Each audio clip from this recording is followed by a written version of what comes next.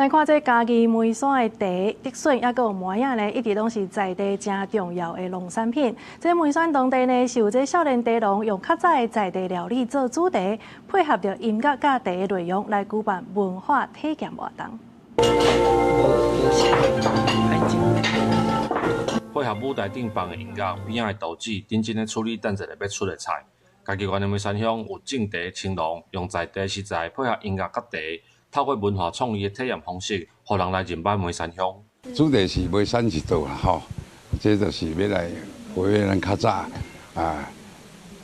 较早的文化吼。透过食物设计的方式，再加上一些声音的搭配，我觉得整体的体验，其实蛮新奇的，而且它就是以茶为主去出发的一个主题。主办单位表示，梅山乡靠我山区，大部分对梅山的印象，较侪是观光的主题。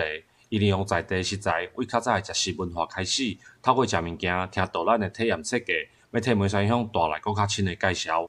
主要就是让过去的我们的历史的价值、有价值的故事呢被记得之外呢，也带给我们现在跟未来更多的希望。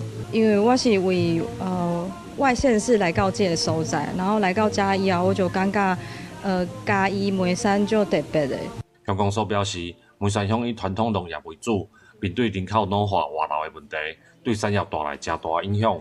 少年人回来用创意来推广家己的故乡，毋但伫地方带来新的想法，也替庄卡所在找出新的发展机会。